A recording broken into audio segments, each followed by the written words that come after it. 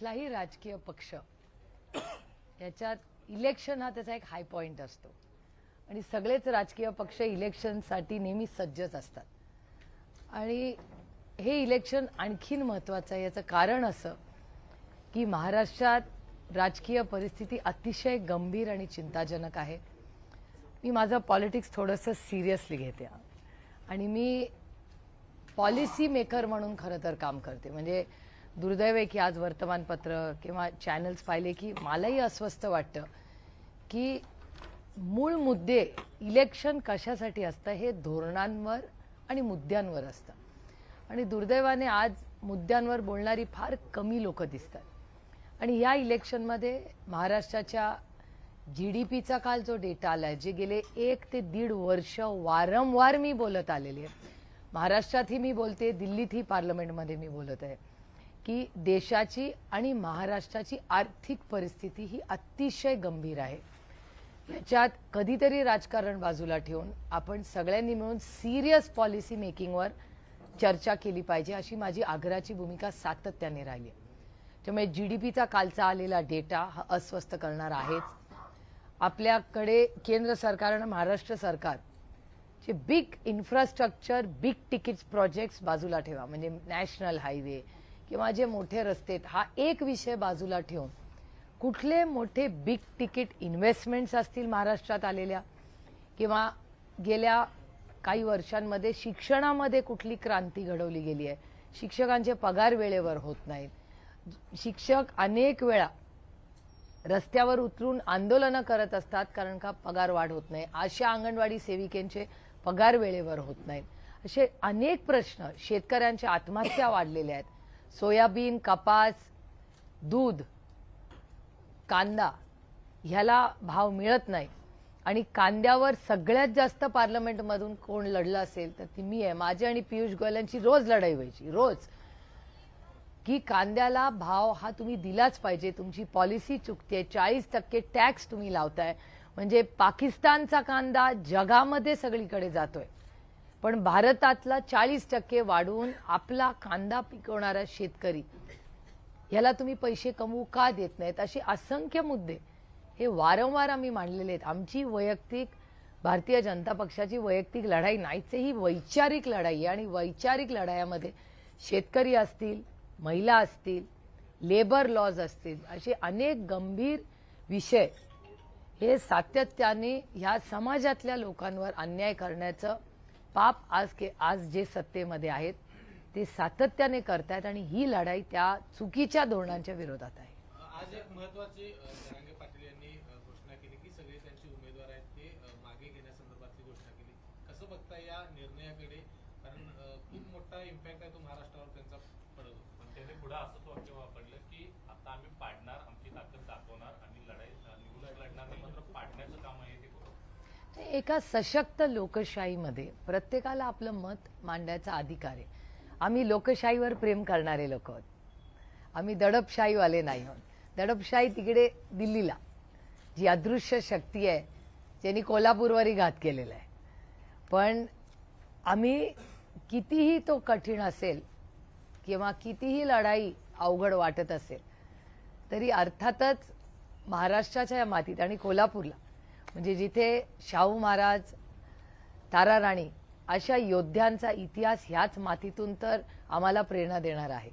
त्यामुळे या सगळ्या पार्श्वभूमीवर एका सशक्त लोकशाहीमध्ये छत्रपतींच्या, शाहू फुले आंबेडकरांचा विचार हा आम्ही फक्त भाषणातून आणि आमच्या मागच्या बॅनरमध्ये नाही लावत, आम्ही कृतीमध्ये तो करून दाखवतो. आणि त्याच्यामुळे जो कोणी भारतरत्न डॉक्टर बाबासाहेब आंबेडकरांच्या संविधानाला विरोध करेल त्याच्या विरोधात आम्ही ताकदीने लढू. जो महाराष्ट्राचा विरोध करेल, दिल्लीची अदृश्य शक्तीने कितीही ताकद लावली तरी त्याच्या विरोधात स्वाभिमानी मराठी माणूस म्हणजे चव्हाण साहेबांच्या शब्दातला मराठी माणूस, कैलासवासी यशवंतराव चव्हाणांनी ज्यावेळेस मंगल कलश आणला त्यांच्या महाराष्ट्राच्या स्थापनेच्या पहिल्या भाषणात चव्हाण साहेब म्हणले होते की जो माणूस महाराष्ट्रात राहतो तो मराठी माणूस. त्यामुळे स्वाभिमानी मराठी माणसांसाठी ही लढाई आहे. अदृश्य शक्ती दिल्लीवरनं काही लोक घाबरतात, पण आम्ही त्यातले नाही.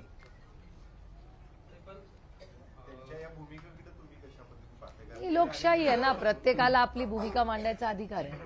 त्या लोकशाहीमध्ये जेव्हा आम्ही लोकशाहीबद्दल एवढं पोटतिडकीनी बोलतो, मांडतो, त्या दडपशाहीच्या विरोधात लढतो, त्यामुळे कुठल्याही सशक्त लोकशाहीमध्ये प्रत्येकाला आपापला निर्णय घ्यायचा अधिकार आहे. आणि मला असं वाटतं तीच तर भारताची त्या या सगळ्या संविधानाचं कौतुक म्हणजे हा अधिकार आहे ना. पण राजकीय गणित बघितलं तर लोकसभेला महाविद्यालयाचा फटका आहे तो जरांगेच्या भूमिकेचा बसला होता. आता नेमकी ही गणित कशा पद्धतीनं समोर? आम्ही राजकारण गणितासाठी नाही करत. आम्ही राजकारण तुमच्या आयुष्यात एक चांगला बदल घडवण्यासाठी करतो. म्हणजे पॉलिसी मेकिंग, राजकारण काय नुसतं कॅल्क्युलेशनवर चालत नाही, ते तिकडे चालतं अदृश्य शक्तीकडे. इथे आम्हाला काळजी वाटते की तुमच्या दुधाला जेव्हा भाव मिळत नाही, म्हणजे दुधाला शेतकऱ्याला भाव मिळत नाही, इथे तुमच्या बायकोला किती रुपये लिटर आहे? म्हशीचं दूध 75 रुपये लिटर आहे आता. गाईचं दूध 66 आहे. इचलकरंजीचा भाव काल मी चेक केलाय. कोल्हापूरचा काय कदाचित एखादा रुपया जास्तच असेल. तेलाचा भाव घरी जाऊन विचारा बायकोला, किंवा तुम्हालाही माहिती असेल जर तुम्ही किराणा दुकानात जात असाल तर. तेलाचा भाव काय वाढलेला आहे, प्रचंड महागाई झालेली. म्हणजे मला ते दिवस आठवतात की 2014 मध्ये जेव्हा आमचं सरकार होतं तेव्हा प्रचंड महागाई, याच्यावर भारतीय जनता पक्ष आमच्यावर टीका करायची. आज 2024 मध्ये ह्या देशाच्या समोरचं सगळ्यात मोठं आव्हान म्हणजे महागाई, बेरोजगारी आणि भ्रष्टाचार आहे. आणि हेच मेन मुद्दे ह्या आज इलेक्शनचे असले पाहिजे. त्या मताची मी आहे. विधानसभा निवडणुकीनंतर काय होईल माहित नाही. शरद पवार आणि एकनाथ शिंदे यांचं काहीतरी चाललंय, असं एक आश्चर्यकारक वक्तव्य नवाब मलिक यांनी केलेलं आहे. कुठेतरी संभ्रम पसरवण्याचा प्रयत्न होतो. ही लोकशाही हो, प्रत्येकाला बोलायचा अधिकार आहे. आता काय झालंय, हे इतके कॅमेरे, चॅनल, लोक बोलत राहतात. लोकांना काय विश्वास. आणि मला दुःख एका गोष्टीचं वाटतं की ज्या भारतीय जनता पक्षाने रोज त्यांचा अपमान केला, रोज देवेंद्र फडणवीसांनी तर त्यांच्या विरोधात पत्रही काढलं.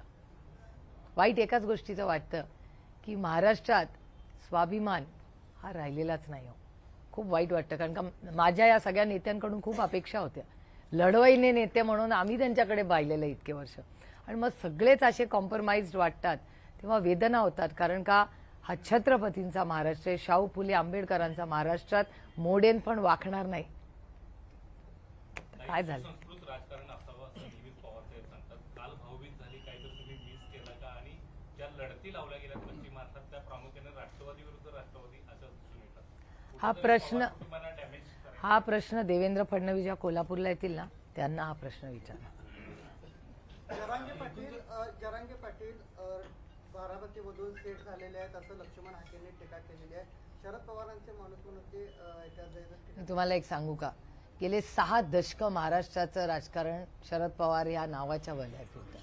ते बोलल्यावर एखादी हेडलाईन झाली तर काय प्रॉब्लेम आहे? शरद पवारांच्या विरोधात बोललं की हेडलाईन होते. इतना तो हक लोकशाही में बनता है. जरांगेंनी जी काही भूमिका घेतल्यानंतर सगळे राजे नेते मंडळी भेटायला त्यांना जाल सुरू झाले. राजे सुद्धा जाऊन आल्यानंतर लगेच मुस्लिम साहेब 24 तासात तिथं जाऊन भेटून आले. मुस्लिम साहेबांना कसली भीती वाटत असेल? ते नाही, त्यांना बऱ्याच गोष्टींची भीती वाटते. त्यांच्या मिसेस आहेत ना, त्या टफ आहेत. आणि मी नेहमी मी भाषणात बोललेले आहे की त्यांच्या मिसेसला खरंच मान गए. ज्या पद्धतीने त्या लढल्या आहेत, म्हणजे मला कुठल्याही महिलेबद्दल नाही, कुठलंही कुटुंब जे आपण जेव्हा खरे असतो ना, मग यश अपयश मायने नाही रखता. It's the journey that matters. की आपलं ज्यासाठी आपण लढतो ना, ह्याच्या बाबतीत मनामध्ये आपली क्लॅरिटी असली पाहिजे. मी का लढते? मी एवढ्यासाठीच लढले. मला भांडायलाच यायचं नाही. मी एकुलती एक मुलगी, त्याच्यानंतर घरात लहान, त्याच्यामुळे कधी असं काय, एक तर माझ्या गरजा पण कमी आहेत, त्याच्यामुळे मला काय मागायला लागलंच नाही, कारण माझ्या गरजाच कमी आहेत. पण या परिस्थितीत जेव्हा जबाबदारी येते आणि आपल्याला दिसत असतं की अरे हा अन्याय आहे, मला दिसत होता हा अन्याय आहे, पण मग अन्यायाच्या विरोधात गप्प बसायचं का ताकदीने लढायचं? आम्हाला आमच्या आई वडिलांनी शिकवलं कशासाठी? आमच्या आईनी, आमची आजी कोल्हापूरचीच आहे ना, आमच्या मामाचं घर आहे इकडे, म्हणजे माझ्या नाही, माझ्या वडिलांच्या जन्मापासून मी कोल्हापूरला येते. एनडी पाटलांसारखा आदर्श बघून लढाई काठी घेऊन त्या टोल नाक्यावर पण लढलेले ते. आणि मी फोन करून माझी आत्यांना म्हणायचे, कशाला या वयात आता टोल नाक्यासाठी कशाला लढाई करतात? ते म्हणे लढाई तत्वाची आहे, छोटी मोठी नसते. मग ही आदर्श आम्ही पाहिलेले आहेत. आता माझ्याकडे जयसिंगराव पवारांचं ताराराणीचं पुस्तक त्यांनी मला आज भेट दिलं. असा हा जर इतिहास असेल, हे आपले संस्कार असतील, तर दिल्लीच्या अदृश्य शक्तीच्या समोर आम्ही वाकणारच कसे, जगणार कशी? मग मी तुमच्या सगळ्यांची खोटं बोलू शकते, पण स्वतःशी नाही ना बोलू शकत. काही नैतिकता राहिली आहे की नाही या देशात? सगळ्यांनी आईसला घाबरायचं. क्या कर लेगा आईस? आणि आईस वाईट नाहीये. आईसच्या वर जे चालवतात आईसना प्रॉब्लेम त्या अदृश्य शक्तीचा आहे. अदृश्य शक्ती भीती दाखवले, घाबरला तर लॉटरी उसकी, नाही घाबरला तर बघायचं काय करायचं. मग बारामतीची मायबाप जनता ठरते. ही लोकशाही आहे. प्रत्येकाला कोणाला कोणी मतदान करायचं हा त्याचा अधिकार आहे. आता माझ्या इलेक्शन मध्ये तुम्हाला वाटलं होतं का मी निवडून येईन? लोकशाहीमध्ये फार मोठी ताकद आहे. आणि ताकद आमची नाही आहे, ताकद तुमची आहे. एका मताची ताकद आहे, उसमें बहुत बड़ी ताकद है. लोकसभेला ताईंना निवडून द्यायचं ठरवलं होतं आणि आता विधानसभेला मला निवडून द्यायचं ठरलेलं आहे. अशी प्रचार दादा वारंवार पुनरुच्चार करतायत की सुनेत्राला सुप्रियाताईंच्या विरोधात उभं करणं ही माझी चूक होती. काल देखील त्यांनी हा पुनरुच्चार केला. भावनिक आव्हान देखील आता ते करतायत की आता मला संधी द्या. कसं बघता मग याकडे? अहो, ही लोकशाही आहे. प्रत्येकाला मतं मागायचा अधिकार आहे. आता मी यांच्यासाठी मतं मागणार, तो मला अधिकार डॉक्टर बाबासाहेब आंबेडकरांनी दिलाय माननीय. त्याच्यामुळे तो अधिकार मलाही आहे. जसा मला आहे तसा त्यांचा आहे, ते नाही आहे ना. आता नेहमी बारामतीत एकच सभा घ्यायची, आता मात्र वाड्या वस्त्यावरती फिरायची वेळ झाली. ह्याची मला फारशी काय माहिती नाही आहे. महाराष्ट्राला आतापर्यंत पहिला मुख्यमंत्री मिळाला नाही, लाडकी बहीण मुख्यमंत्री होणार काय? एकतर महाराष्ट्राचे मुख्यमंत्री कोण होणार ही महाराष्ट्राची मायबाप जनता ठरवणार, पहिला मुद्दा. दुसरा, हे मी थोडं अकॅडमिक बोलतेय तुम्हाला, म्हणजे हा मोठा प्रेसचं उत्तर नाही, पण माझी विनंती राहिली एखादा मिनिट आपण घेऊ, कारण का विषय खूप गंभीर आहे. जेवढं आपण आयुष्यात यशस्वी होतो, वर जातो, तेवढं ती जागा नॅरो होत जाते. म्हणजे आता तुमचा एडिटर असेल, तिथे खूप एकलपणा असतो तिथे, आणि तो नेता असतो. मग त्याच्यात महिला किंवा पुरुष या जेंडरमध्ये आपण अडकत नाही. आणि माझं वैयक्तिक मत असं आहे की महाराष्ट्राचे किंवा कुठल्याही राज्याचे मुख्यमंत्री कोणीही व्हावं, पण त्याच्यात महिला आणि पुरुषात आपण अडकू नये. जेंडर कोई मायने नाही रखता उसमें. त्याच्यामध्ये त्याचं कर्तृत्व, आणि महाराष्ट्राचा मुख्यमंत्री अशीच व्यक्ती व्हावी जी महाराष्ट्राला एक नंबर मधला देशात नेवेल, असं माझं मत आहे. आणि कुठल्याही, म्हणजे मग तुमचा एडिटर असू दे, तुमचा रिपोर्टर असू दे, तुमचे कॅमेरामॅन, कोणी असू दे, तुम्ही जेंडरमध्ये परफॉर्मन्सला कसा ट्रॅप करणार? आणि ही खूप मोठी जबाबदारीचं काम आहे कुठल्याही राज्याचं मुख्यमंत्री होणं. आणि सोशल इम्पॅक्ट, म्हणजे मला विचाराल तर एक महिला मुख्यमंत्री होईल, जी कोणी महिला होईल ती. तुम्ही ज्या वेळ प्रश्न विचारला, आता आदरणीय पवारसाहेब आणि राजीव गांधीजी प्रधानमंत्री असताना संपूर्ण देशामध्ये महाराष्ट्र हे पहिलं राज्य होतं जेथे महिलांना आरक्षण दिलं. निर्णय प्रक्रियेत महिला आल्या, हजारो नाही लाखो महिला निर्णय प्रक्रियेत आल्या. मग ते एक पद वर्सेस लाखो, हा सोशल इम्पॅक्ट जो होतो, त्याच्यामुळे फार एका पदात अडकण्यापेक्षा मला वाटतं मोठा सोशल इम्पॅक्ट जेव्हा होतो, की आता आमची इच्छा होती की ह्याच इलेक्शनमध्ये महिला आरक्षणाचं बिल लोकसभेला पण यावं, पण ते आलं नाही. आता होपफुली 29 पर्यंत होईल, म्हणजे आमचा तर फार आग्रह राहणार आहे त्याच्यासाठी. तसं झालं तर निर्णय प्रक्रियेत अनेक महिला, म्हणजे जो उंबरठा ओलांडून फक्त तिच्या बांगड्या दिसायच्या, ती आज तो उंबरठा ओलांडून आज निर्णय प्रक्रियेतून निर्णय घेते की पाण्याची टाकी कुठे होणार, रस्ता कुठे होणार, शाळा मला पाहिजे, मला शिक्षक मिळत नाही, हेच तर आम्हाला अपेक्षित आहे. हा जो सोशल इम्पॅक्ट होतो, तो सोशल इम्पॅक्ट मला तरी अपेक्षित आहे. आणि जितक्या जास्त महिला निर्णय, आणि माझं म्हणणं आहे की महिला आणि पुरुष ह्याच्यात 50-50चाच आपण आकडा घ्यावा. आमच्यावर अन्याय झाला म्हणजे महिलांवर, म्हणून आम्ही तो पुरुषांवर का करावा? त्याच्यामुळे तो फाईन बॅलन्स असला पाहिजे समाजात. आणि ज्या समाजात दोन्ही, म्हणजे पुरुष आणि महिला या दोघांनाही जोपर्यंत समान अधिकार मिळत नाही, तो पुढे जाणार नाही, तो अडकून राहील छोट्या छोट्या प्रश्न सोशल पटांमध्ये. महाविकास आघाडीचे मला वाटतं त्याच्यानंतर त्यांनी दिलगिरी व्यक्त केलेली आहे. मला वाटतं त्याच्यापेक्षा जास्त महायुतीवाले करतात. म्हणजे कॉम्पिटिशन नाहीये, कोणी केलं तरी चुकीचंच आहे, पण महायुतीचे परवाच कुणाचा केला? नाही, तो परवाचा झाला. नाही, त्याच्या आधी सत्तेमधल्या लोकांनी केला ना, किती लोकांचा. किती उदाहरणं तुम्हाला देऊ? बलात्काराबद्दल किती हलक्यामध्ये बोलतात ते सगळे. त्याच्यामुळे आणि या तुमच्याच चॅनलवर बघते, मग युती असेल आघाडी असेल, ह्या दोन्ही अनेक उदाहरणं दोन्ही बाजूची अशी आहेत. आणि दुर्दैव असं आहे की या राज्याचं जे नेतृत्व आहे ते याच्यावर काहीच बोलत नाही. जया थोरात, जयाचं सगळ्यात मोठं उदाहरण तुम्ही विसरला. जया थोराताबद्दल ज्या चुकीच्या पद्धतीने भारतीय जनता पक्षाचे नेते बोलले, त्याच्यानंतर भारतीय जनता पक्षातल्या एकाही माणसाला वाटलं नाही की आपण दिलगिरी व्यक्त करी. अरविंद सावंतांच्याकडून चूक झाली, मी दिलगिरी व्यक्त करीन, मला त्याच्यात काही कमीपणा वाटत नाही. चूक झाली असेल तर मान्य करावी, जी अरविंद सावंतांनी केली. पण जयाच्या विरोधात देवेंद्र फडणवीसांचं काही स्टेटमेंट आलं? मग जर तुम्ही महिलांच्या बद्दल तुमची एवढी बहीण लाडकी झाली आहे लोकसभेनंतर, लोकसभेच्या आधी बहिणी लाडक्या नव्हत्या, लाडक्या लोकसभेच्या रिझल्ट नंतर झाल्या, तर मग जया थोरातच्या बाबतीत, जयाच्या बाबतीत का नाही देवेंद्र फडणवीसांनी माफी मागितली? एक मिनिट, सगळ्यांचे प्रश्न घेऊ, नो प्रॉब्लेम. आपण सगळे महाविकास आघाडी म्हणून एका विशिष्ट शक्तीच्या विरोधात लढताय असं सांगितलं, मात्र मी विचाराच्या, शक्तीच्या नाही. विचाराच्या विरोधात लढताय. महाविकास आघाडीमध्ये देखील मोठ्या प्रमाणात बंडखोरी महाराष्ट्रात आहे. आज 3 वाजेपर्यंत माघारीची त्या ठिकाणी मुदत असणार आहे. कशा पद्धतीनं आव्हान असणार आहे? कारण त्या विशिष्ट विचाराला जर या ठिकाणी थोपवण्याचं काम जर महाविकास आघाडी करायचं तर कशा पद्धतीने? Work in progress, work is in progress. नाही, विश्वाचा प्रश्न आहे. व्हायचे बघा, ऍस्पिरेशन्स लोकांना वाटावं आपण आमदार व्हावं, याच्यात काही गैर नाही. प्रत्येकाला आपापले ऍस्पिरेशन्स असतात, लोक तयारी करत असतात, त्यामुळे त्याच्यात काही नाही. पण दोन्ही बाजूनी ह्यावेळेस, म्हणजे मी खरं सांगते, मी अनेक विधानसभेची इलेक्शन्स पाहिली आहेत, पण असं इलेक्शन मी कधीच नाही पाहिलं. एकतर अदृश्य शक्तीच्यामुळे पक्ष वाढलेत ह्यावेळेस. त्यांना असं वाटलं होतं की आम्ही संपू शकू पक्ष, पण या लोकशाहीमध्ये खूप मोठी ताकद आहे आणि महाराष्ट्रात आजही लढवय्ये नेते आहेत, हे आपलं भाग्य आहे. ताई, महाराष्ट्रात पहिल्यांदाच अशी परिस्थिती निर्माण झाली आहे की महाविकास आघाडी, महायुती, मनसे, वंचित आणि तिसरी आघाडी असे 5 घटक या प्रमुख निवडणुकीत उभे राहिले आहेत. 1995 नंतर पहिल्यांदाच अपक्षाची संख्या वाढते असं दिसते. याकडे तुम्ही कसं बघता किंवा सरकार स्थापन करता? माझं एक भाबडं मत असं आहे की महाराष्ट्राची म्हणजे ची जनता की ही असर्टिव्हली मतदान करेल, विचेवर वे, असं मला वाटतं. आणि माझा लोकसभेचा अनुभव मला सांगतो की महाराष्ट्राची मायबाप जनता अतिशय हुशार आहे.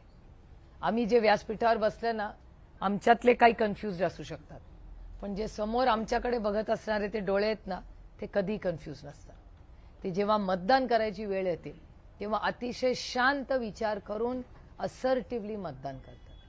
कारण आणि ते एवढे म्हणजे घाबरत नाहीत ते कोणाला. ते कदाचित बोलतात कमी, पण ते घाबरत नाहीत अदृश्य शक्तीला. कारण का त्या अदृश्य शक्तीला घाबरले असते तर कोल्हापूरची, शिरूरची आणि बारामतीची सीट आलीच नसते. पण ताई, यावेळेला लाडकी बहीण महाराष्ट्राच्या सत्तेतून महाविकास आघाडीला हद्दपार करेल अशा वल्गना केल्या जात आहेत, त्याबद्दल काय बोलाल? अहो बाई, लोकशाही आहे, प्रत्येकाला बोलायचा अधिकार आहे. त्यांच्याकडे दुसरा काही अजेंडाच नाहीये. कारण का प्रचंड महागाई, प्रचंड बेरोजगारी आणि प्रचंड भ्रष्टाचार माझा आरोप आहे या सरकारवर. या तिन्ही गोष्टीत आपकी काय मागचेच तुमचाच डेटा काढून बघा ना. 2019 मध्ये इलेक्शन झालं, ज्यांच्यावर भारतीय जनता पक्षाने आरोप केले, आज ते सगळे भारतीय जनता पक्षाबरोबर आहेत. मला भारतीय जनता पक्षाला एकच प्रश्न विचारायचा आहे, मग भ्रष्टाचार होता का नव्हता? जर होता तर मग ना खाऊंगा ना खाने दूंगाचं काय झालं? आणि जर नव्हता तर मग तुम्ही ज्या ईडी आणि सीबीआयच्या केसेस करून घरं उद्ध्वस्त केली, याची माफी तुम्ही महाराष्ट्राची मागली पाहिजे. म्हणजे देवेंद्रजी जेव्हा म्हणतात की 70,000 कोटी रुपयाची फाईलवर मी सही केली आणि मग मी ती फाईल दाखवली, मला देवेंद्रजींना प्रश्न विचारायचा आहे. याचं उत्तर देवेंद्रजी आपको देना पडेगा की एक तर ऑन ओथ आहात, शपथ घेतली आहे. जेव्हा मी खासदारकीची शपथ घेते तेव्हा मला सदानंद सुळेंनाही माझे कागदपत्र दाखवता येत नाहीत. ही शपथ आहे मला, ही राज्याची आणि संविधानाची.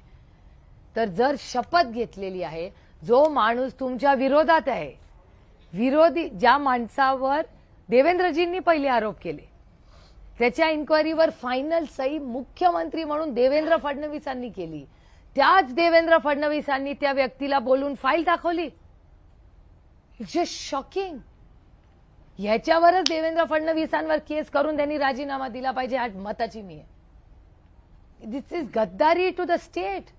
तुम्हाला असं नाही वाटत त्यांनी फसवलं आपल्या सगळ्यांना, देवेंद्र फडणवीसांनी?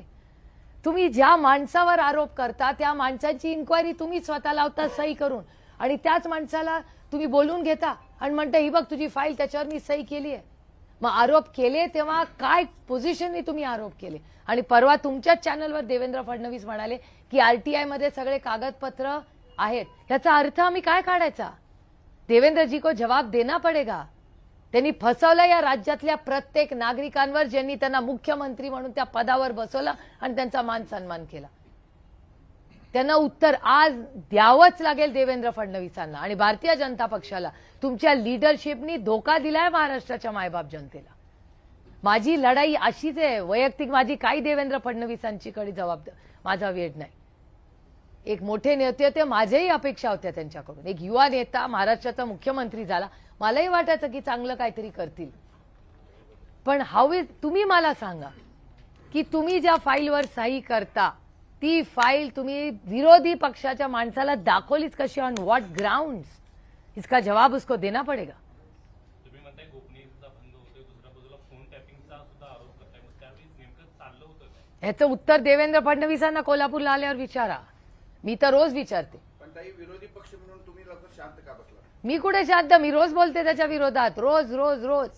आणि मी हा प्रश्न सोडणार नाहीये. याचं कारण असं, जेव्हा जेव्हा महाराष्ट्राचा इतिहास लिहिला जाईल या गोष्टी मायने रखताय. एक राज्याचा मुख्यमंत्री जो आरोप करतो, तो फाईल्स दाखवतो विरोधी पक्षाला, हे योग्य वाटतं तुम्हाला? अरे काही नैतिकता राहिली की नाही या देशात आणि राज्यात? विरोधी पक्ष फोडा, इन्कम टॅक्स, सीबीआय, ईडी सगळं करून लोकांचे आयुष्य उद्ध्वस्त करता, पण ज्या लोकांच्या मतांवर तुम्ही निवडून आलाय त्यांच्याशी तरी गद्दारी करू नका. त्यांच्या संरक्षणात त्यांनी परत वाढ केली. त्यांची संरक्षण वाढील, त्याच्याऐवजी त्यातले 2 पोलीस आमच्या महिला सुरक्षितता द्या. माझ्या नाही, या राज्याच्या महिला. जे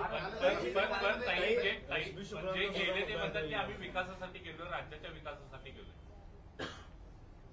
आता data speaks louder than words ना. प्रत्येकाचा हिशोब काढा ना डेटाचा, कुठला विकास कोणाचा किती झालाय तो डेटा. मी कधी बिना डेटाची बोलत नाही. मी कधी आरोपच कोणावर करत नाही. मग ह्यांनी पैसे असलं भानगड मी काय करत नाही. मी काय देवेंद्र फडणवीसांचे काही भाषण करत नाही. मला क्रेडिबिलिटी आहे. माझी इच्छा नाही 10 वर्षांनी त्यांनी येऊन माझ्याबद्दल असं बोलावं. कारण का आपण काय, आम्ही लोकप्रतिनिधी आहोत. आम्ही काय त्यांच्यावर आरोप करण्यासाठी मी कोल्हापूरला आले नाही. मी कोल्हापूरला एक चांगला बदल घडवण्यासाठी चांगली पॉलिसी यावी, महाराष्ट्र सुरक्षित व्हावा.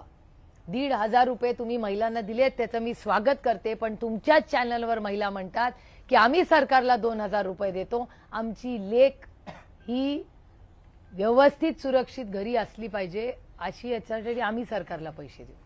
महाराष्ट्रामध्ये कधीही महिला सुरक्षितता हा विषय नव्हता. जेव्हा आबा या राज्याचे गृहमंत्री होते, अभिमान आहे आम्हाला त्याचा. गोल्डन पिरियड ऑफ महाराष्ट्रच पॉलिटिक्स. एक आदर्श होम मिनिस्टर म्हणून आबांनी काम केलं. आबाबद्दल पण काय बोलले तुम्ही ऐकलंच आहे. आबाला जाऊन 9 वर्ष झाली. अस्वस्थ करणारी ही स्टेटमेंट्स आहेत. कुठल्या सुसंस्कृत महाराष्ट्रामध्ये ही स्टेटमेंट्स ऐकतात मला सांगा. मी वहिनींना फोन करून दिलगिरी व्यक्त केली. कारण का अस्वस्थ करा. अहो कितीही आपलं टोकाचं राजकारण असलं तरी आपल्यावरचे संस्कार आहेत का नाही काय? काल रोहित पाटलांच्या कार्यकर्त्यावर गुन्हा देखील दाखल झालेला आहे. पैसे वाटल्याचा आरोप त्यांच्यावर केला. मला एक सांगावं, हा आपण आबांच्या कामाचं नेहमीच कौतुक करतो, रोहित पाटलांच्या कामाचं देखील तुम्ही नेहमीच कौतुक करतो. मला वाटतं का अशा पद्धतीने? अरे हास्यास्पद आहे. त्यांना बोलायला काहीच नाही राहिले.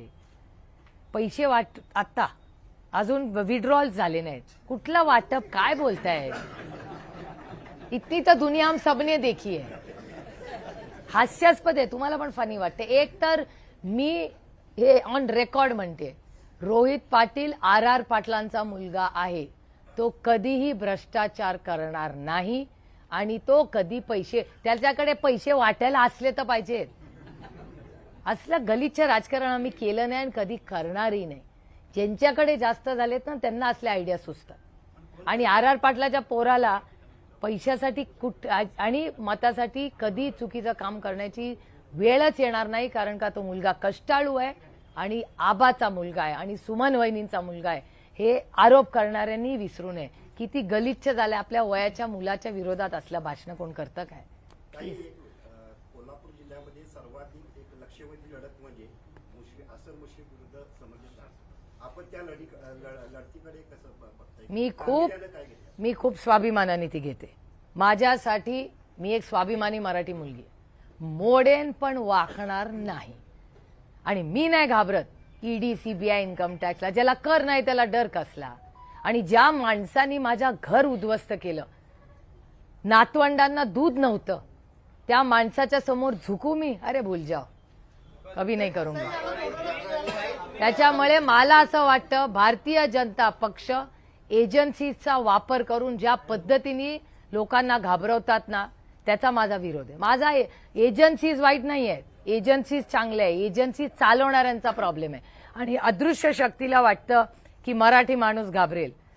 लोकसभेत दाखवलं ना मराठी माणसांनी, अदृश्य शक्तीला कोणी या राज्यात घाबरत नाही. पिंपरी चिंचवडच्या मेळाव्याला गेलेला होता. त्या मेळाव्यानंतर मुश्रीफांनी वक्तव्य केलं की सुप्रियाताईंनी अशा हरामखोर प्रवृत्तीच्या कार्यक्रमाला जायला नको पाहिजे होतं.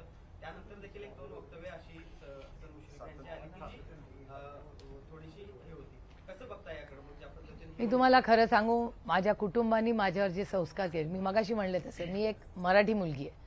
त्याच्यामुळे म्हणजे असे शब्द ऐकणंही जर माझ्या आईला कळलं ना, तर माझी आई माझ्यावर फार नाराज होईल.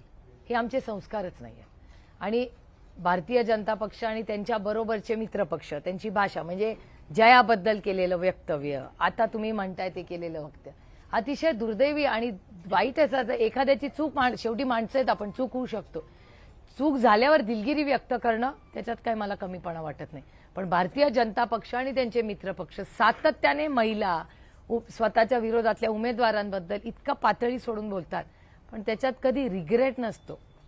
हे दुर्दैव आहे. आणि मला आश्चर्य एकाचं वाटतं की ज्या लोकांबरोबर आपण इतक्या वर्ष चांगल्या पद्धतीने काम केलं, काय त्यांनी अदृश्य शक्तीने जादू केली आहे त्या लोकांवर, काय कळत नाही बाबा. जी मागणी केलेली आहे त्याबद्दल पुढे काय झालेलं आहे? नाही, काँग्रेस पक्षाने त्याचा फॉलोअप चालू आहे. तर बघूया काय होतं. नाही, महाविकास आघाडीने आम्हालाही विनंती केली होती. त्याच्यानंतर आम्ही सगळे आता या इलेक्शनच्या गडबडीत इतके बिझी झालेलो आहोत. पण मला असं वाटतं जे व्हावं, रडीचा डाव होऊ नये. जे व्हावं ते पारदर्शकपणे व्हावं. हीच तर आपल्या देशाची ताकद आहे. अरे सबको दे रही हो यार, आराम से. मी 6व्यांदा आमदार झालो तर मी आता उपमुख्यमंत्री होऊ शकतो. मला म्हणजे आता त्यांना उपमुख्यमंत्री पदाचे देखील आता स्वप्न पडू लागलेत वाटतं. हा प्रश्न त्यांच्या पक्षाचे सगळे नेते येतील ना, त्यांना विचारा. कारण का त्यांच्या पक्षाचा अंतर्गत पक्ष आहे तो. काय खाव करेन. माझ्या शुभेच्छा आहेत त्यांना. अरे देते एक मिनिट. गुरुदक्षिणा कसली? कसली? माझा प्रश्न आहे हा, कुठली दक्षिणा दिली? गुरु दक्षिणा म्हणजे कुठली दक्षिणा दिली?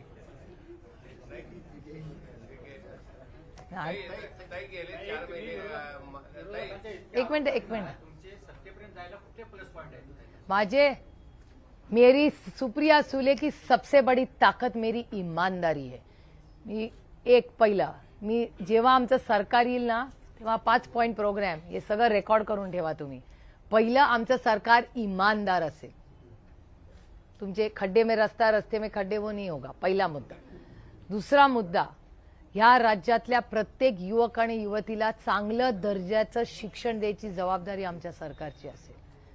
तिसरं, आरोग्य सेवा ह्या तुम्हाला चांगल्या दर्जाच्याच प्रत्येक हॉस्पिटलमध्ये एक्सपायर झालेली औषधं मिळणार नाही जशी आता मिळत आहेत तशी. अशाची खेळवाड आम्ही करणार नाही. चौथी गोष्ट, या राज्यातली फक्त लेक नाही, मुलगा असला तरी त्याची सुरक्षिततेची जबाबदारी आमचं सरकार घेईल. जेव्हा कैलासवासी RR पाटील या राज्याचे उपमुख्यमंत्री आणि होम मिनिस्टर होते तेव्हा क्राईम किती कमी होता या राज्यामध्ये? केलं होतं ना त्यांनी. कारण का या राज्यातले पोलीस अतिशय चांगले. आणि या राज्यात बेरोजगारीचा जो प्रश्न आता प्रचंड राज्यात नाही देशात आहे. सगळ्या सरकारच्या परीक्षा वेळेवर होतील आणि पेपर लीक होणार नाही. सविस्तर परीक्षा होतील आणि red carpet treatment for investments. जेव्हा कैलासवासी यशवंतराव चव्हाण साहेबांनी MIDCs काढल्या, नंतर वसंतदादांच्या प्रयत्नातून त्या पुढे गेल्या, नंतर आदरणीय पवार साहेबांची, नाईक साहेब असतील, सुधाकर नाईक साहेब असतील, सिनियर नाईक साहेब असतील, त्याच्यानंतर विलासराव देशमुख साहेब असतील, या सगळ्यांचा प्रत्येकाचा शिंदे साहेब, सुशीलकुमार शिंदे साहेब, अनेक मोठे नेते आणि मुख्यमंत्री उपमुख्यमंत्री या राज्यात होऊन गेले. प्रत्येकाचं एक कॉन्ट्रीब्युशन आहे आणि प्रत्येकाने इन्व्हेस्टमेंट्स आणल्या, इन्व्हेस्टमेंट्स आल्या. इथेही तुमच्या कोल्हापूरला आले की MIDC बघताना मी जेव्हा मेन अँड पिस्टन्स बघते, हे बघते, ते आनंद वाटतो आम्हाला हे बघताना की ह्या सगळ्या मोठ्या कंपनी जर इथे आल्या, इथे रोजगार मिळतो लोकांना. किर्लोस्करांच्या मोठ्या इन्व्हेस्टमेंट्स इथे आहेत. त्यामुळे इन्व्हेस्टमेंट फ्रेंडली ॲटमॉस्फिअर. आम्ही दुसऱ्या हे बघा, आई आणि मावशी एकच असतात. दुसऱ्या राज्यात गेलेल्याचं दुःख नाही, पण जर मेरिटवर मी पास झाले असेल तर तो महाराष्ट्राच्या लोकांचा अधिकार नाही का नोकऱ्यांचा? फॉक्सकॉन सारखी इन्व्हेस्टमेंट ज्याच्यात 2 लाख नोकऱ्या महाराष्ट्रात येणार होत्या, का दुसऱ्या राज्यात गेल्या?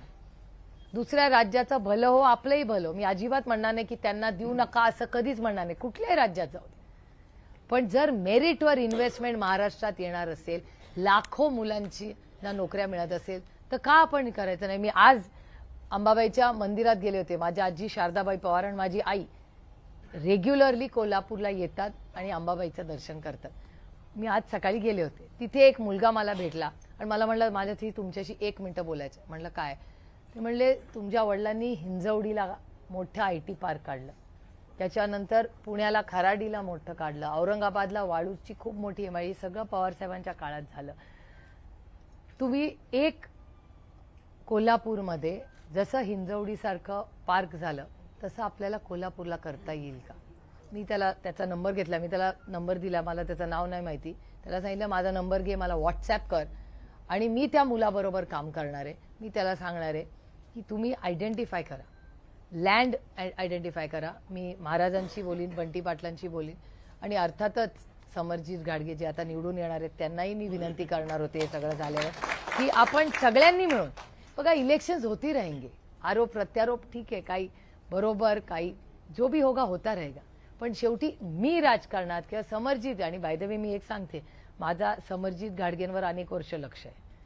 मी त्यांना किती वेळा ते तिकडे असताना पण म्हणायचे, अरे छोडो इधर आ जाओ अभी.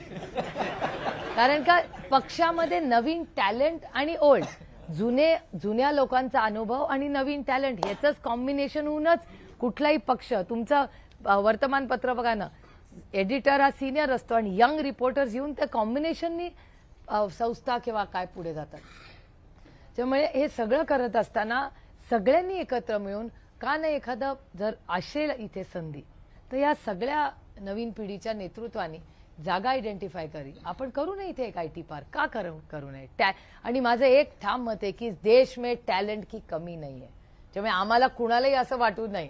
लोक जे आम्हाला प्रश्न विचारतात, मी नेहमी सगळ्यांना, अरे हा गेला तो गेला, म्हटलं या देशात talent, this country is highly talented. तुम्ही बघा, ईडीच्या आणि इन्कम टॅक्सच्या ज्या कारवाया झाल्या त्या खऱ्या होत्या का खोट्या होत्या याची चौकशी करणार का? मी तुम्हाला खरं सांगू, एक तर इन्कम टॅक्स, ईडी ते सगळं केंद्र सरकारचं येतं. मला असं वाटतं की जे काय आहे ते खरं व्हावं. एजन्सीजचा गैरवापर हा कुठल्याही सरकारने स्वतःच्या स्वार्थाच्या राजकीय नंबर्स वाढवण्यासाठी घेऊ नये या मताची. मी जरा ओल्ड स्कूल ऑफ थॉट आहे की लोकांना ठरवू दे ना. त्यामुळे दुर्दैव आहे की सुडाचं राजकारण, जर तू ऐकलं नाहीस तर तुझ्यावर ईडी, आणि ऐकलंस तर ईडी असली तरी वॉशिंग मशीनचा रूट आहे. हे दुर्दैव आहे की महाराष्ट्राच्या, आणि हे फक्त महाराष्ट्रात नाही झालंय, तर काश्मीर टू कन्याकुमारी प्रत्येक विरोधी पक्षात, हा डेटा माझा नाही आहे, हा मीडियाचा डेटा आहे, 95% इन्कम टॅक्स CBI आणि ईडीच्या ज्या केसेस झालेल्या आहेत त्या विरोधी पक्षावर झालेल्या आहेत. हा डेटा सांगतो, हा सगळ्या तुमच्या वर्तमानपत्रातही आलेला आहे. आणि जे त्यांच्या पक्षामध्ये गेलेले आहेत तो वॉशिंग मशीनमधून तो विरघळतो, हेही या देशाने पाहिले. दुर्दैव आहे आणि कुठल्याही सशक्त लोकशाहीसाठी ते घातक आहे या मताची मी आहे. एक मिनिट, त्यांचा एक प्रश्न मग असासून पेंडिंग आहे, मग तुम्हाला विचारतो. आपण किंवा गेले 4 महिने लाडकी बहीण योजनेची चर्चा करतोय आणि महायुतीला कॉन्फिडन्स आहे की ही लाडकी बहीण योजना मतामध्ये ट्रान्सफर होईल आणि त्याच्या जीवावरच ते आहेत. कारण का दुसरं काही केलंच नाही ना. सोयाबीनला भाव दिला नाही, कपासाला दिला नाही, दुधाला भाव दिला नाही. एवढी महागाई, बेरोजगारी, भ्रष्टाचार करून बसलेत. त्याच्यामुळे जो दणका जो बसला ना, ती बहीण लाडकी कधी झाली? लोकसभेच्या आधी नव्हती, लोकसभेनंतर बहीण लाडकी.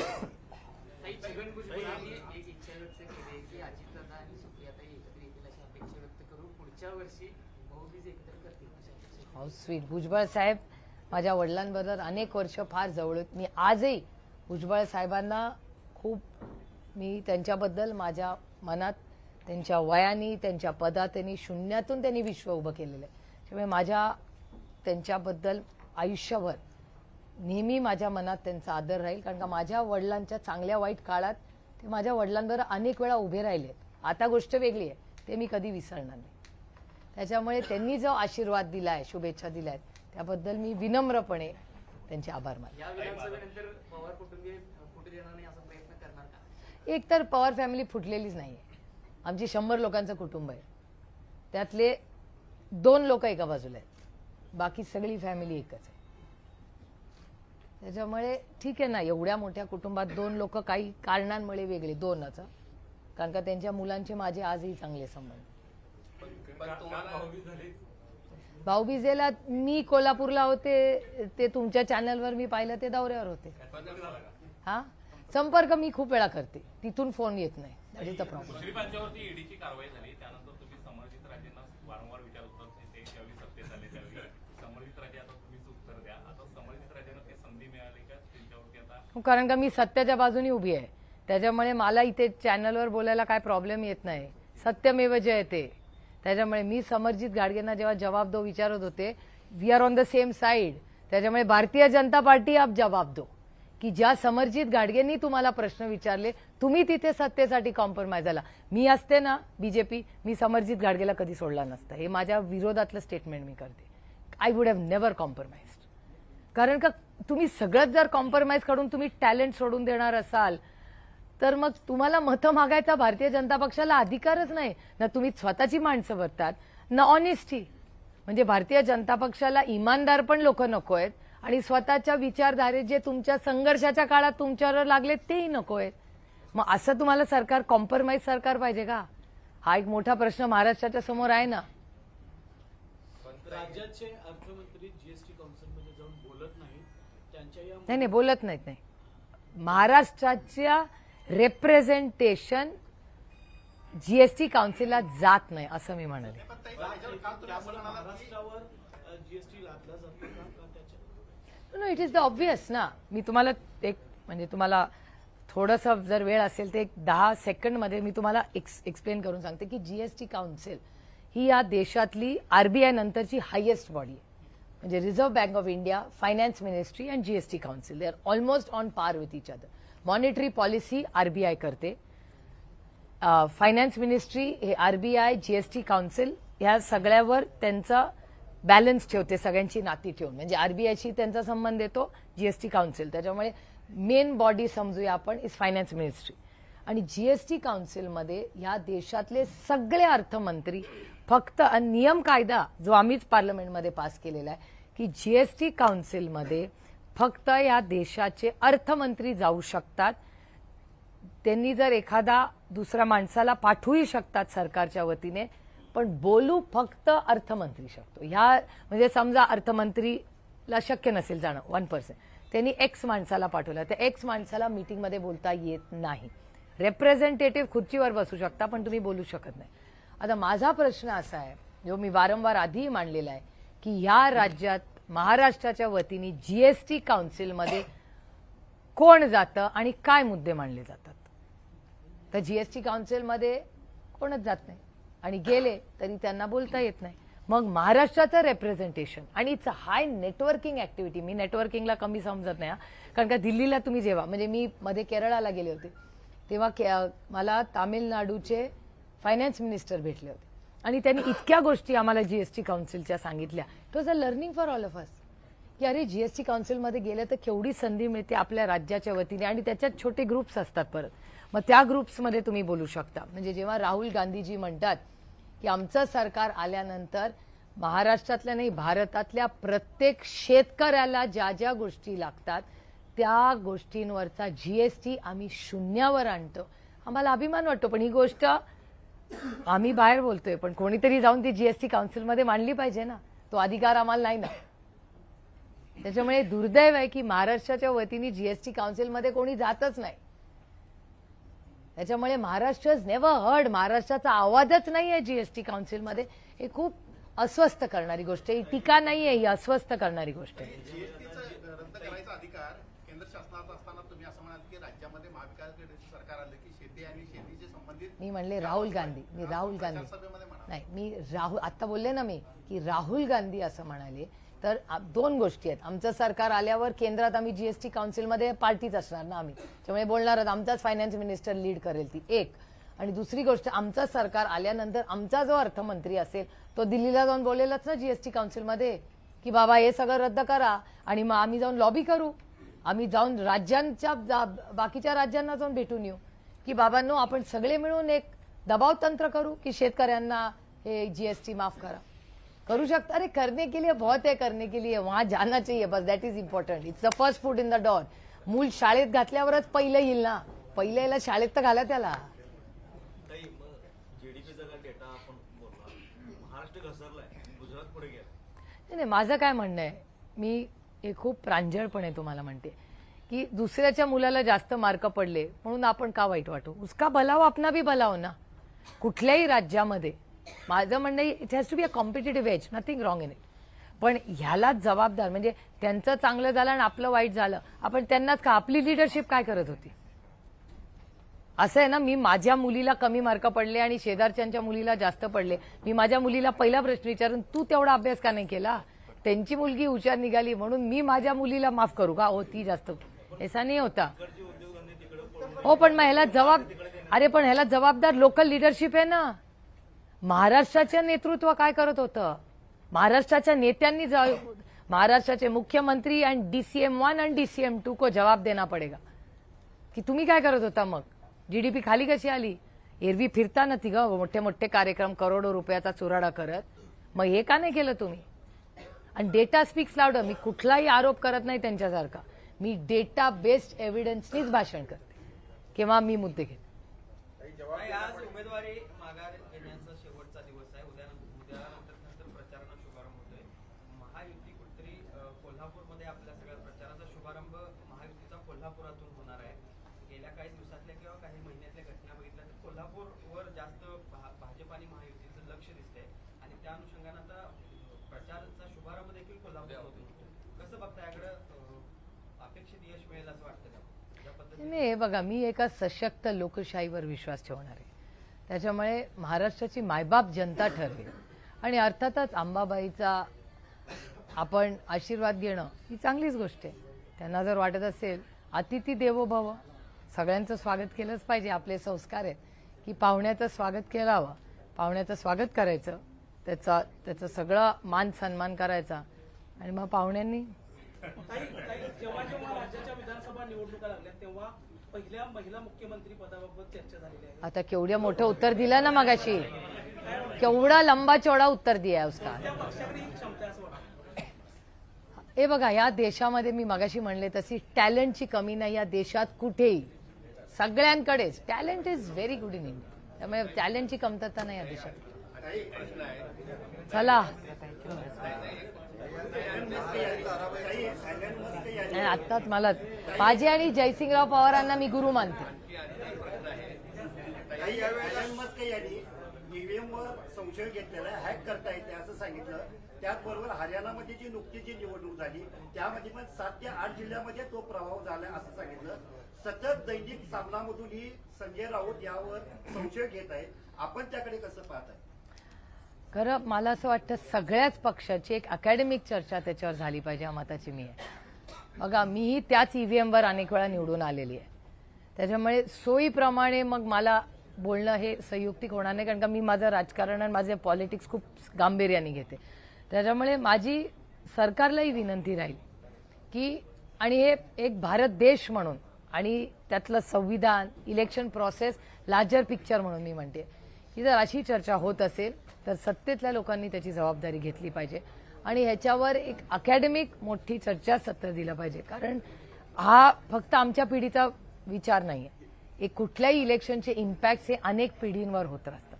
त्यामुळे इलेक्शन आणि यश अपयश हे सगळं आपण थोडंसं गांभीर्याने घेतलं पाहिजे. जवाब देना पडेगा टॅगलाईन असेल का? काय जवाब जवाब देना पडेगा. देना तो पडेगा ही. लोकसभेला तुम्हाला पराभूत करण्यासाठी सुनेत्रा वेलीला हक्क मागतोय महाराष्ट्र ऍक्च्युली. लोकसभेला पराभूत करण्यासाठी सुनेत्रा वेलीला काय जमावून काय कमावलं असं तुम्हाला वाटतं? मी राजकारण कमाव आणि दबावासाठी करत नाही. मी राजकारण आणि माझी नाती याच्यात खूप वेगळेपणा असतो. मी नात्यात राजकारण आणत नाही आणि राजकारणात नातं आणत नाही. कारण का माझं राजकारण मायबाप जनतेची सेवा आणि गुड पॉलिसी मेकिंगसाठी असतं आणि म्हणून तुम्ही माझा पार्लमेंटरी परफॉर्मन्स बघता. म्हणून मी पुन्हा सांगते मी माझं पॉलिटिक्स खूप सिरियसली घेते. चला थँक्यू. दिवाळीच्या खूप खूप शुभेच्छा. सगळ्या पत्रकारांना विनंती आहे, हे पहिलं